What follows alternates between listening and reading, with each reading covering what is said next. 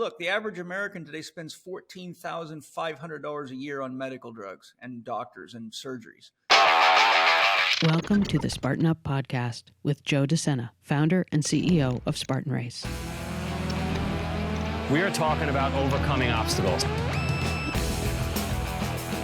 The same way we teach people to get over obstacles on the course, we will teach you here on the Spartan Up podcast to get over obstacles in your mind.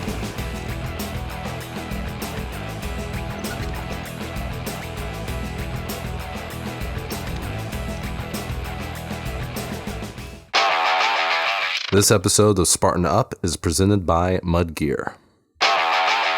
When battling brutal Spartan obstacles over a mixture of muddy miles and tough terrain, starting off on the right foot means any foot protected by the lasting comfort and proven durability of Mud Gear socks, made right here in the USA. Gear up today at mudgear.com to thrive in your next race. Joe Sena here, CEO and founder of Spartan and the Spartan Up podcast. I got a big one here for you today. I always say that, but this is a real big one. Somebody I've been following from afar for a long time. He's been a holistic health practitioner for 39 years. We're going to round it up to 40 years of doing this, helping people. He's got the Chek Institute where he certifies folks in this holistic method of non-nonsense medicine, I'll call it. How's that? The real, and conditioning, yeah. Rehabilitation, conditioning, so corrective exercise, and then high performance conditioning for everybody, whether you're injured or a weekend warrior or a world-class athlete. And you helped my buddy Laird Hamilton. Oh yeah, Laird and I started working together in about 1996 or 97 maybe. Wow, he would probably look a lot older if it wasn't for you. He might. I taught him a few tricks. How did you learn? Gabby was a client of mine. Gabby's I was just a good saying, friend. his wife was my client first, and she brought Laird to me. That's amazing. And how did you learn what you do? Well, I was the trainer of the United States Army boxing team, and I was a competitive athlete before that, and did a lot of different sports: boxing, motocross racing, kickboxing. Played all sorts of sports in school. But really I was a competitive fighter. So and my mother's a yogi and my father's a farmer and a carpenter, and we had a big sheep farm. So I learned a lot about natural health from my mother and my father. My father more farming, my mother holistic health, because that's how she lived as a yogi. And basically what happened is, when I was training as a fighter, I was also a competitive triathlete, and I won the Army triathlon, and I qualified to go to the national championships in triathlon in Hilton Head, South Carolina in 1986. So I was the Army's representative because I won the Army triathlon and I qualified. So I represented the United States Army while I was fighting on the boxing team. But then the opportunity came. My company commander was betting a lot of money on me for the next triathlon, and he told me I could quit boxing and just train full time for triathlon as long as I promised him I would win, because he was going to bet a lot of money on me. And I knew I wasn't going to turn pro because my fighting style was too aggressive, and I'd already met lots of guys, my age and younger, that were already very badly brain damaged from fighting, and I just didn't want to end up that way. And so I told the team coaches that I was going to leave the boxing team and train full-time for triathlon. And they said, don't do that. We want you to be the trainer, because we don't know how in the world you can train for triathlon and fight on this boxing team, because the training that we do kills most athletes, and these are the best athletes in the world. So we want to figure out how in the hell you're doing all this. And you obviously don't eat like we do, and you don't taper for fights like we do. Because I used to have to taper down for 3 months. My walking around weight at that time was 166, and I fought at 147, and I didn't have any fat to get rid of. So I had to be very methodical about it, or I would just be so weak coming into the ring that I wouldn't be able to be competitive at that level. We were the third ranked boxing team in the world at the time, and only beaten by Cuba and Russia. So long story made short, they practically begged me to become the trainer. So I took over nutrition. I took over conditioning for the entire Army boxing team. And that was my job. I began the first massage therapy program in the Army and studied sports massage. The team doctor was an osteopathic physician. So I spent 2 years learning how to take care of acute sports injuries with the osteopathic doctor that was our team doctor. And I just implemented all the strategies that I developed in my own training and my own studies, and it radically enhanced the performance of the fighters, and it radically cut the injury rate down as well.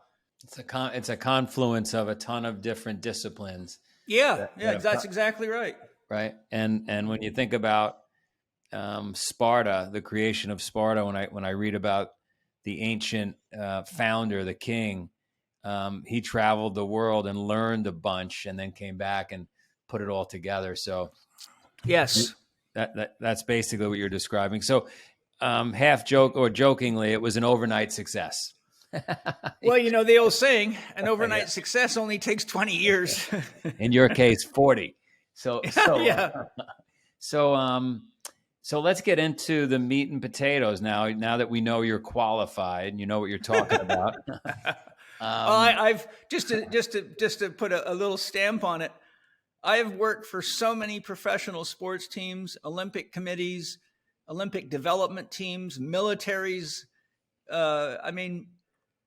My notoriety really was heavy in the late 90s, early 2000s. I was writing for, Muscle Media, Muscle and Fitness, periodicals all over the world. I was writing for 10 journals at a time for years and years.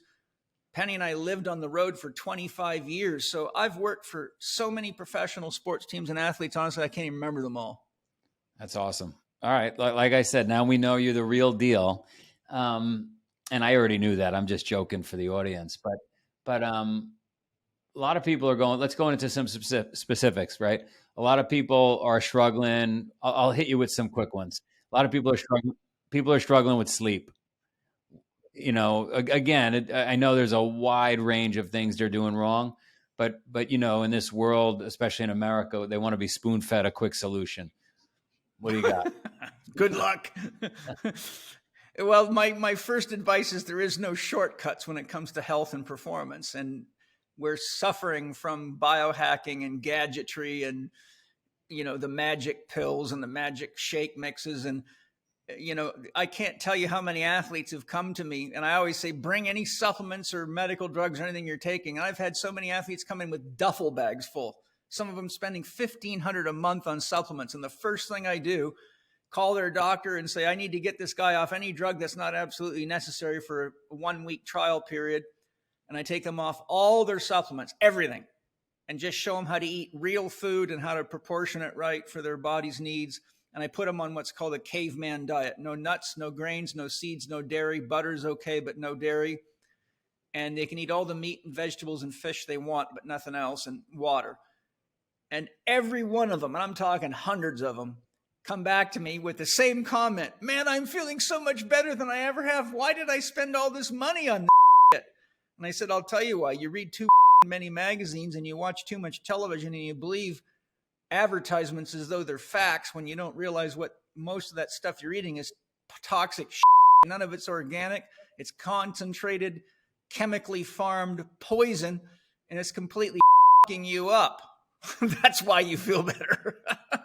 And then I kick their ass in the gym and make them think twice.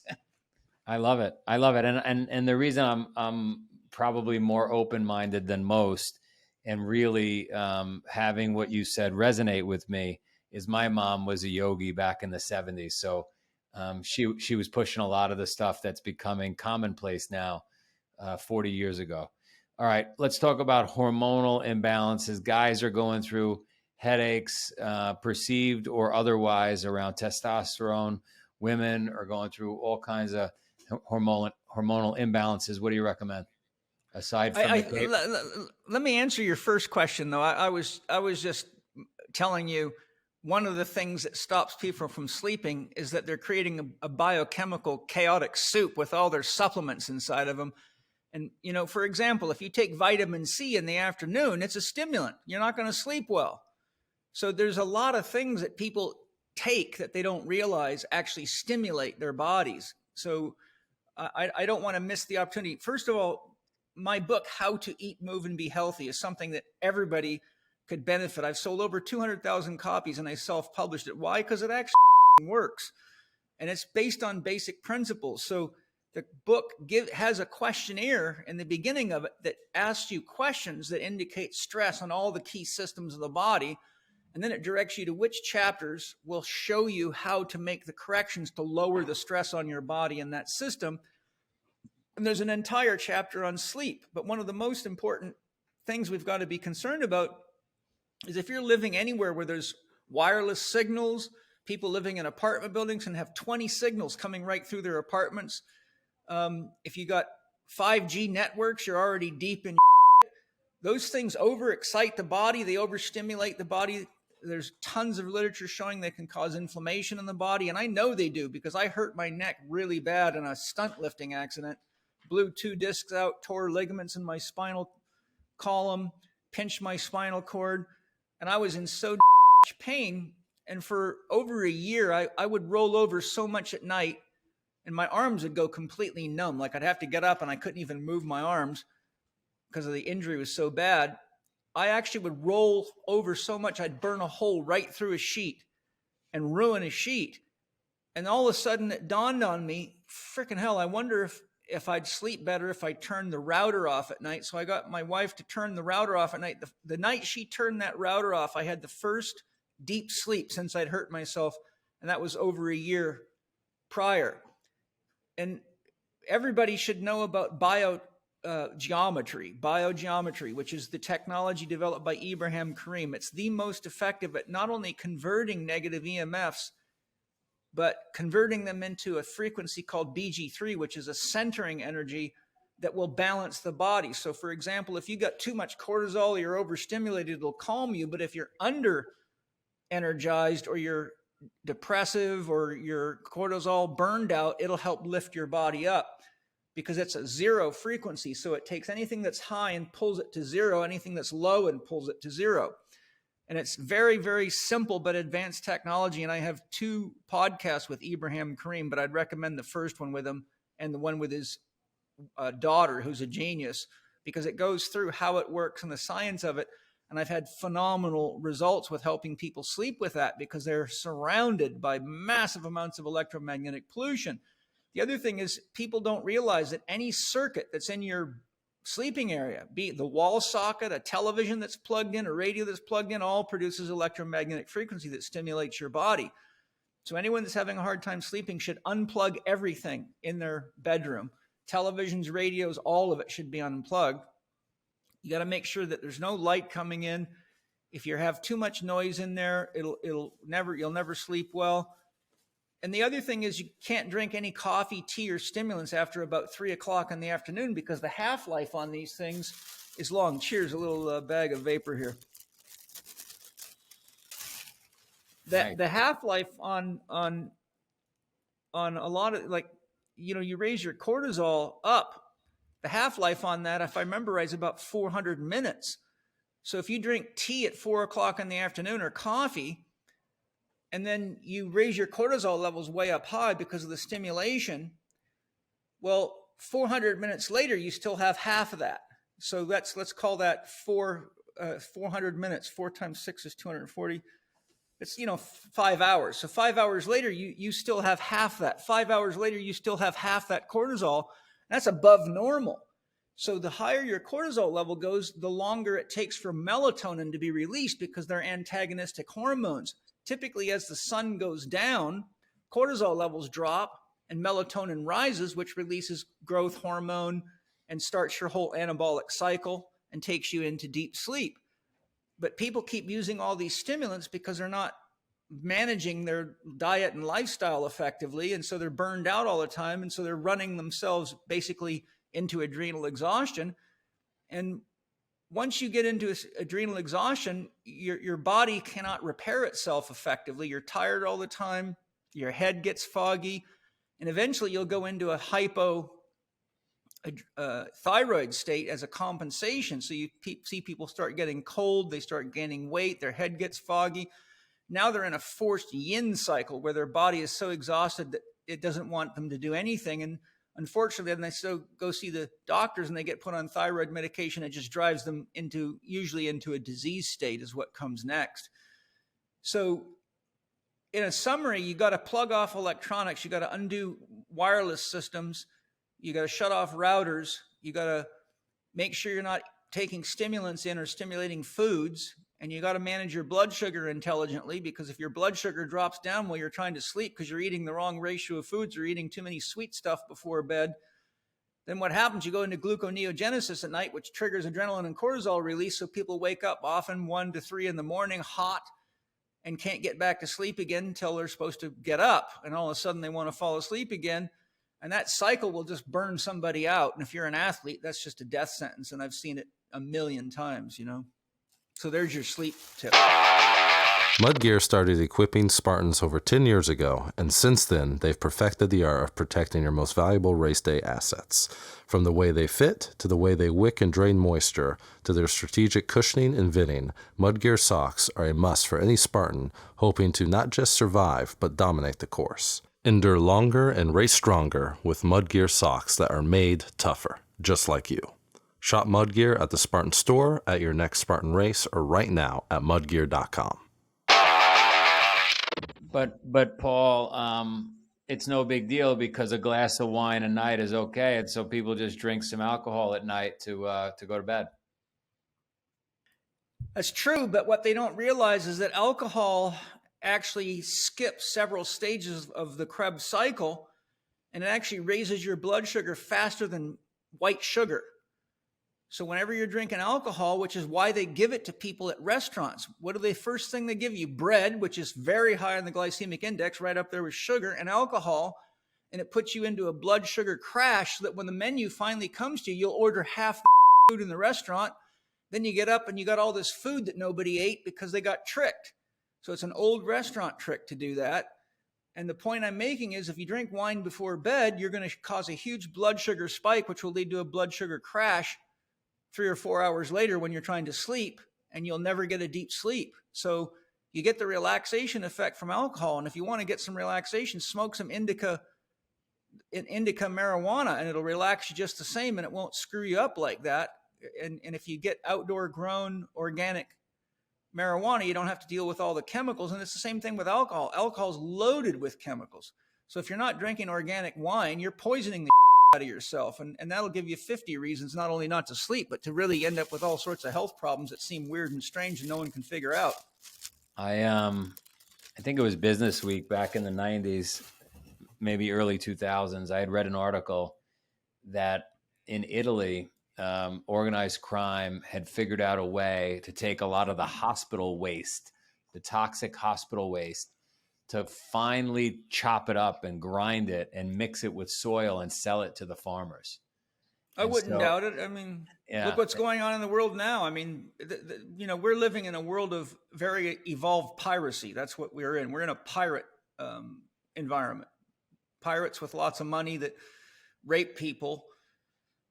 So, there's the real Spartan challenge, is to stop putting money in the pockets of pirates, or they're going to keep putting us in these electronic jails and injecting us with poison and feeding us poison. I mean, it's just stupid. If you're not smart enough to take care of yourself, you're going to spend, look, the average American today spends $14,500 a year on medical drugs and doctors and surgeries. So that you take almost 300 million people, 14,500 a year. That's a lot of organic food. That's, you can feed yourself and your family and free yourself of all that put the hands in the money of real farmers that are actually taking care of the planet, and real food manufacturers that are bringing us edible food instead of all this poisonous crap. And it always amazes me how many athletes are out there willing to do anything to win races, but are eating crap all the time and drinking it and living like they haven't got a clue about how to take care of a human body. Let's dive into. I agree with you 1,000%. I let you run with it because we're so aligned, and people are tired of hearing me say all this stuff. So it's nice that you're doing it. So we'll just say it again from another voice. Yeah. Cheers. So let's go back to the hormones. I know you touched on a bunch of it regarding all the EMFs and so forth, but what do guys do regarding testosterone? I guess they should just go in Bodybuilders Magazine and buy a bunch of supplements. No, well, I'm 61 and I'm still strong. I mean, I could probably comfortably do multiple sets with 405 in the deadlift and lunge 2 1/4 and lift heavy stones and still spank it hard on the young professional athletes. And they always are shocked. And the most common question I get is, what drugs are you on? I'm like, well, you obviously don't know anything about steroids, or you wouldn't even ask, because I don't have any of the indicators of a steroid user, nor do I even look like one. So why don't you ask me how I do it? The answer is I practice what I preach. I eat real food and I train intelligently. I know how to design exercise programs scientifically. And there's a couple of things. One, if you get too many estrogens in your body, it counteracts testosterone. And we got plastics wrapped around foods. We got people eating soy-based foods or foods with soy in them, and soy elevates estrogens through the roof. Again, only 4% of the food eaten in the world is organic, so they're eating huge amounts of commercial food, which they think is cheaper, and they're saving money, which is foolish. And if you study all the chemicals they use, many of them are hormone blockers or disrupt the hormonal system entirely. And the list is very long. So if a person doesn't at least apply the principles in my book, How to Eat, Move, and Be Healthy, and my online course, Holistic Lifestyle Coach Level 1, which is my beginner's program for the public that takes you through how to eat, move, and be healthy and how to apply that in your life. Then what I'm saying is, if you don't detoxify yourself and get especially xenoestrogens and other chemicals that disrupt the natural production of testosterone out of your body, then you're fighting a losing battle. Two, if you're overtraining yourself, you're always going to have high cortisol levels, and you're never going to have normal androgen cycles, because you're not going to have enough time to sleep well and rehabilitate your body through the recovery phase at night. So you'd be far better off to clean yourself out and build your training schedule around a good sleep schedule so that you get rest. Use saunas to help detox. Use cold baths. I haven't seen research on this. I've heard people talk about it, but I've found that since I started using my cold plunge, I've been taking cold showers for 20 years, but the cold plunge, you can get a more concentrated chill. You know, I get it. I've mine at 45, and sometimes after a hard workout, I'll sit in there for 8 minutes till I go completely numb. And I noticed it sped my recovery up and helped my androgen production quite a lot. But the two real secrets for keeping testosterone up is, one, if you act old, you get old. So, you know, the problem is we've got problems with 18 and 19-year-old kids using Viagra because they can't get an erection. And I'm like, I got elite athletes that are 18 and 19 years old taking Viagra, and I tell them, shit, when I was your age, I could use my dick as a dinner bell. You know, what's wrong with you? You're eating shit. You're living like an idiot.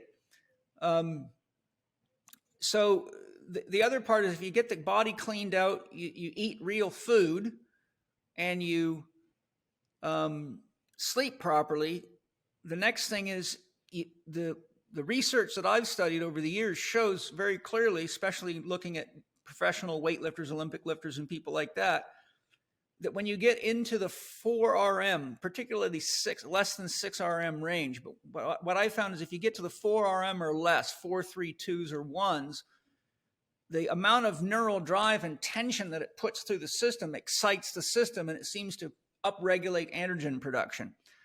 So what I found is, I noticed that when I got to be 47, that I was taking longer to recover from workouts, and that if I didn't get a good, solid couple of workouts a week where I pushed the intensity up to at least 4 RM, I could practically watch the muscle dripping off my body.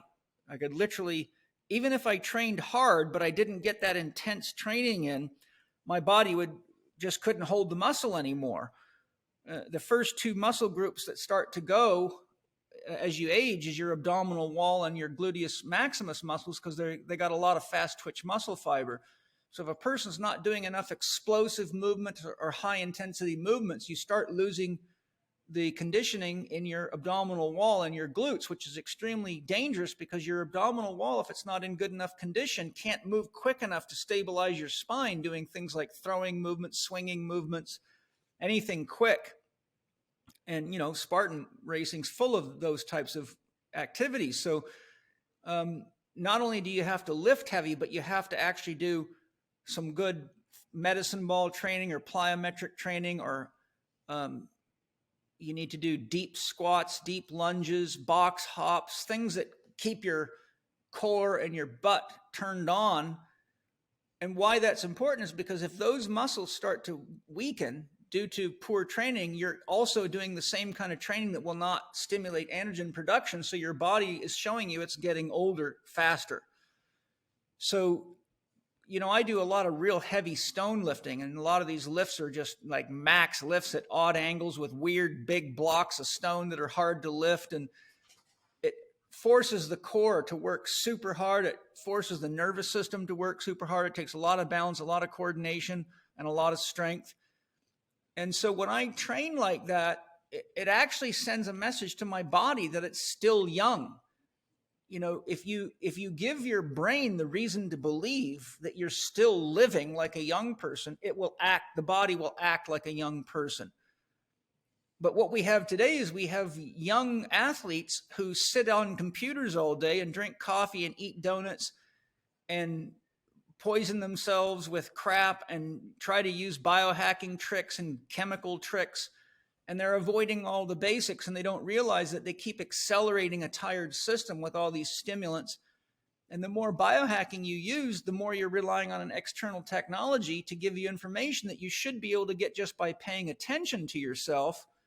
So I teach people, especially elite athletes, how to use biohacking only to gain access to the wisdom. For example, if you want to use a heart rate monitor, then check your own heart rate every time you check the heart rate monitor, so you can learn to feel what your level of perceived exertion is. And then before you look at your heart rate monitor, take a guess at what your heart rate is based on how you feel.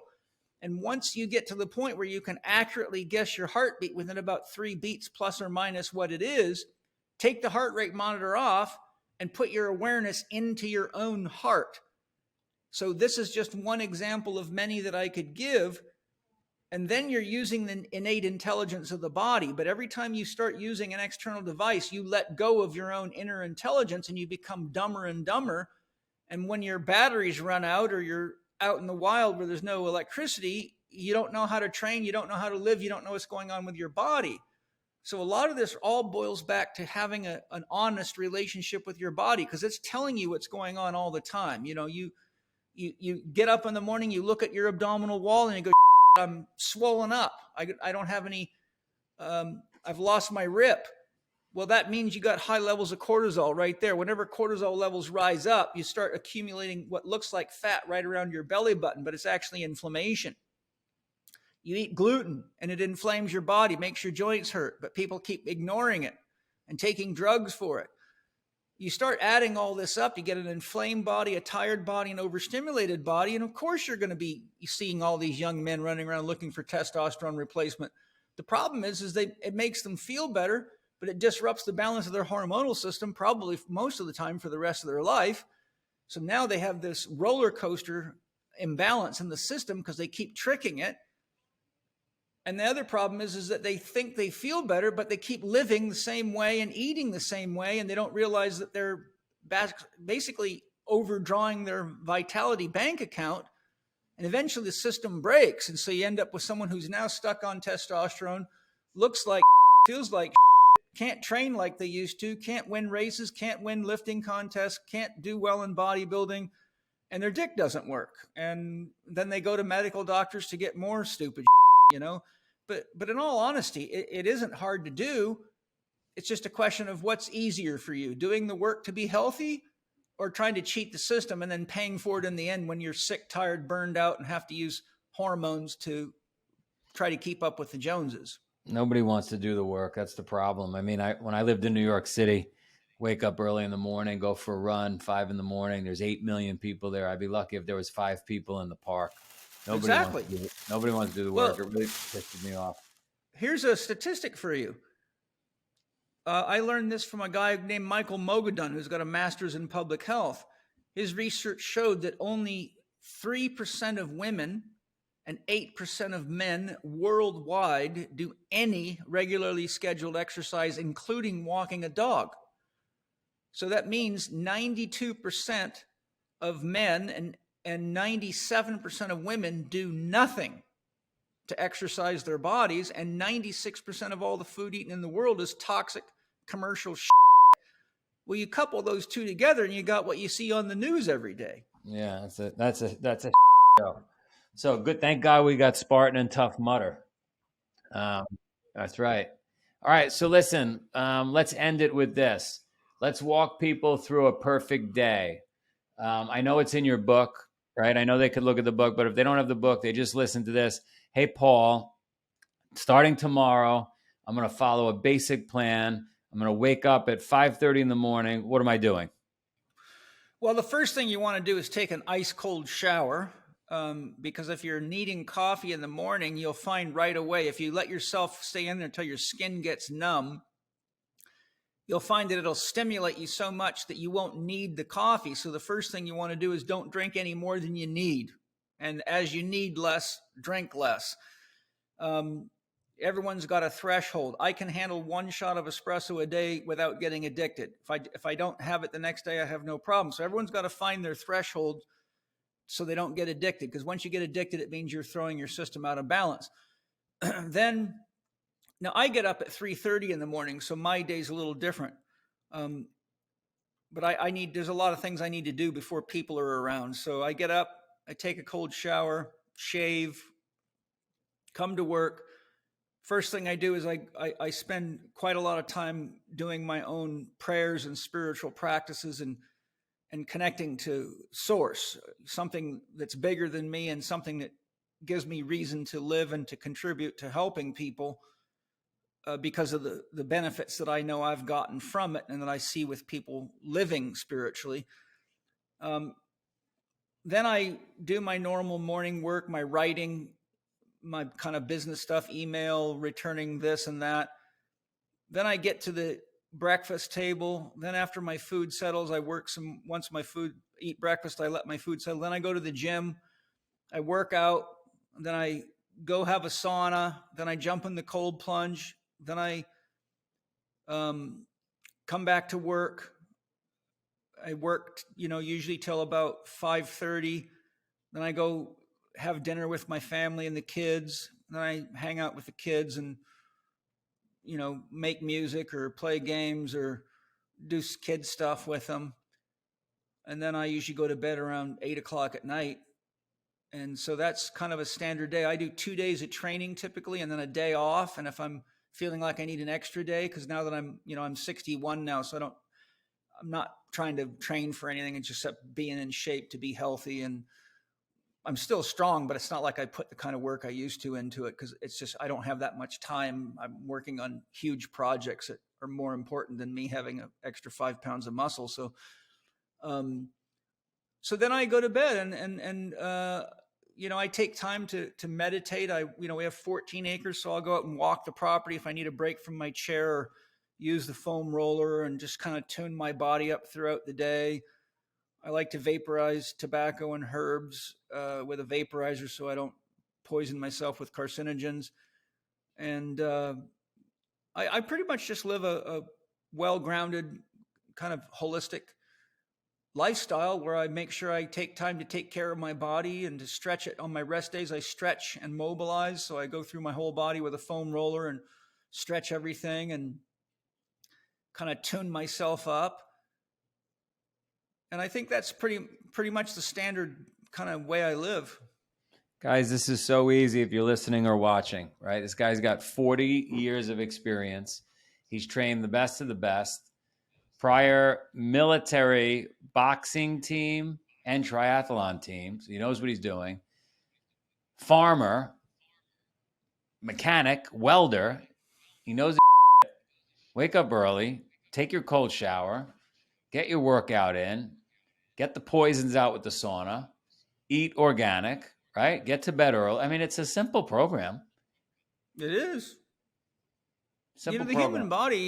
human body wants to be healthy, and we always adapt to the environment that we create. So, if you go to the gym and put load on yourself and you do it intelligently and you give your body rest when it needs it, you adapt to it. And you're either going to adapt to a bunch of sick people or a bunch of drugged out, cheating athletes that don't know how to train, or you're going to create the environment that is more reflective of how nature designed us to be. And, I think being a natural human being is the only way you ever really get to know who you are, because if you start doing all this other stuff, you're always reaching out of yourself. I got this problem, I need this pill. Oh, I got this, I need this biohacking device. My dick doesn't work, I need that pill. I can't think straight, I need some brain picker upper. And it's just, it's not a healthy way to live. And the amount of money that people spend trying to take shortcuts could buy them a nice vacation every year somewhere where they could go have sex with their girlfriend or their wife and lay on the beach and live. It's sad for me to watch so many young people and even athletes struggling with things that oftentimes are really just a matter of common sense. I'm with you. All right, Paul, you're amazing. The Chek Institute, how do people find you? This Chek Institute is chekinstitute.com. My podcast is Living 4, number 4, capital D with Paul Chek, Living 4D with Paul Chek. My YouTube channel has over 750 videos on all sorts of this stuff for free. It's youtube.com/Paul, Chek Live, youtube.com/Paul Chek Live. Those are the main things. There's Instagram and all that other stuff, but you can find lots at those locations. And if you just search my name, you'll get plenty to keep you busy. You're absolutely awesome. Thanks you, for coming. You too. When battling brutal Spartan obstacles over a mixture of muddy miles and tough terrain, starting off on the right foot means any foot protected by the lasting comfort and proven durability of Mudgear socks, made right here in the USA. Gear up today at mudgear.com to thrive in your next race. Thanks for listening to this episode of Spartan Up Podcast.